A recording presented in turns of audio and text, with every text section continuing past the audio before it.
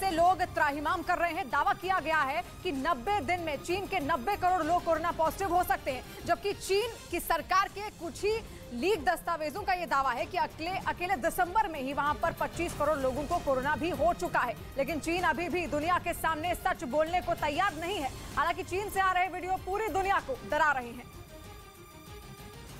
जिनसे साफ हो रहा है कि चीन में हो रही तबाही को चीन की सरकार हर हाल में दबाने में जुटी है। वहां के कब्रिस्तान का एक वीडियो इंटरनेट पर डाला गया, जिसमें फर्श पर रखे हुए शव दिखाई दिए। कैमरे की नजर जहां तक गई वहां तक शव दिखने लगे। एक ऐसा ही वीडियो एक कब्रिस्तान के बाहर का भी सामने आया। सड़क पर लोग अपने परिजनों के शवों को रखकर अपनी बारी का इंतजार करते दिखे। कैमरा आगे चलता गया और जहां तक पहुंचा वहां तक कतार दिखाई दी। लेकिन चीन ने अब तक ये नहीं माना कि वहां किसी भी एक शख्स की जान कोरोना वायरस ने ली हो। मतलब ये कि चीन ये मानने को तैयार ही नहीं है कि उसके कब्रिस्तान में रोज जिन शवों को लाया जा रहा है उनकी जान कोरोना ने ली है। चीन की सरकार की तरफ से साफ कह दिया गया है कि वो कोरोना के मरीजों और मौत के आंकड़े जारी नहीं करेगा। और दूसरी तरफ चीन की सरकार ने लोगों को भगवान भरोसे छोड़ दिया है। इसका एक हैरान करने वाला वीडियो भी सामने आया। खबर है कि वहां पर हजारों लोगों की मौत हर दिन होने के बाद भी सरकार ने कोरोना से जुड़ी कोई भी पाबंदी नहीं लगाई, जिसका नतीजा ये हुआ कि चीन के कई शहरों में क्रिसमस पर लोगों ने जश्न मनाना शुरू कर दिया। राजधानी बीजिंग में मौत का मातम पसरा था और शंघाई में लोग सांता क्लॉज से तोहफे लेने के लिए उमड़ पड़े। सड़कों पर ऐसी भीड़ देखकर ये माना ही नहीं जा सकता था कि इन लोगों को कोरोना वायरस का जरा भी डर है, जबकि चीन की राजधानी में रोजाना हजारों की जान वायरस की वजह से जा रही है। क्रिसमस का ये जश्न शंघाई में इसलिए मना क्योंकि सरकार ने इस पर कोई बंदिश नहीं लगाई, जिसकी वजह सिर्फ दो ही हो सकती है। पहली तो ये कि लोगों की जान से ज्यादा कीमती चीन के क्रिसमस पर होने वाला कारोबार है। दूसरी वजह ये हो सकती है कि चीन की सरकार को वहाँ के लोगों की जान की कोई परवाह ही नहीं है। चीन में कोरोना की तबाही की वजह नवंबर में वहाँ जीरो कोविड पॉलिसी के खिलाफ हुआ आंदोलन है, और उसी आंदोलन के बाद वहाँ की सरकार ने जीरो कोविड पॉलिसी को खत्म कर दिया था और अचानक लोगों को छूट दे दी थी। उसी का नतीजा ये हुआ कि वहाँ पर कोरोना का विस्फोट हो गया। अब माना जा रहा है कि चीन की सरकार वहाँ के लोगों से आंदोलन का बदला लेना चाहती है और इसीलिए उसने लोगों को जानवरों की तरह मरने के लिए बिना किसी सहारे के छोड़ दिया।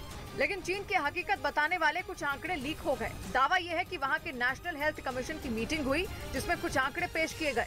वहीं आंकड़े बाद में मीडिया तक पहुंच गए, जिनके मुताबिक चीन में केवल दिसंबर के महीने में 1 तारीख से 20 तारीख के बीच 25 करोड़ लोगों के शरीर में कोरोना वायरस मिला। यह आंकड़ा चीन की कुल आबादी के 18% के बराबर है। मतलब ये कि केवल 20 दिन में 18% चीन कोरोना पॉजिटिव हो गया। इसीलिए माना जा रहा है कि चीन में बहुत बड़ी तबाही मचनी तय है, क्योंकि अगले 90 दिनों में चीन की 60% आबादी कोरोना वायरस की चपेट में आ जाएगी, जिसका मतलब ये होगा कि 90 दिनों में चीन के 90 करोड़ लोग कोरोना पॉजिटिव होने की आशंका है। और इसीलिए ये भी साफ है कि अगर 90 करोड़ लोग कोरोना पॉजिटिव हुए तो लाखों लोगों की जान भी जा सकती है। लेकिन हैरानी की बात यह है कि चीन का ध्यान वहाँ के लोगों की जान बचाने पर बिल्कुल भी नहीं है, जबकि साफ हो चुका है कि चीन के सारे संसाधन कोरोना के विस्फोट के सामने दम तोड़ चुके हैं। चीन में दवाओं की किल्लत है और डॉक्टरों की भारी कमी है। बड़ी संख्या में डॉक्टर और बाकी मेडिकल स्टाफ भी कोरोना पॉजिटिव हो चुके हैं। दावा तो यहाँ तक किया जा रहा है कि चीन की सरकार अपने कोरोना पॉजिटिव कर्मचारियों से भी काम करवा रही है।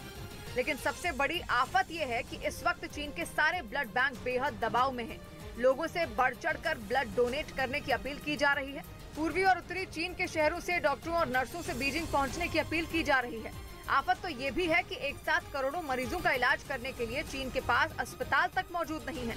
इसका सबूत भी कई वीडियो में दिखाई दे चुका है।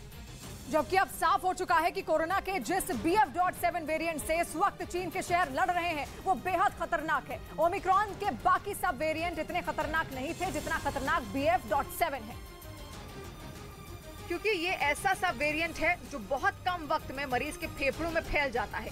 फेफड़ों में ऐसा इन्फेक्शन होता है कि मरीज के लिए सांस लेना मुश्किल हो जाए। भारत समेत दुनिया के कई देशों में जब कोरोना वायरस का डेल्टा वेरिएंट फैला था तब इस तरह के लक्षण मरीजों में दिखे थे। इसीलिए डेल्टा वेरिएंट को बेहद खतरनाक माना गया था। लेकिन चीन में मरीजों के सीटी स्कैन बता रहे हैं कि BF.7 का स्वभाव भी बहुत कुछ वैसा ही है। ऊपर से चीन में मरीजों को इलाज नहीं मिल पा रहा है। इलाज की कमी के कारण लोगों की हालत ज्यादा गंभीर हो रही है।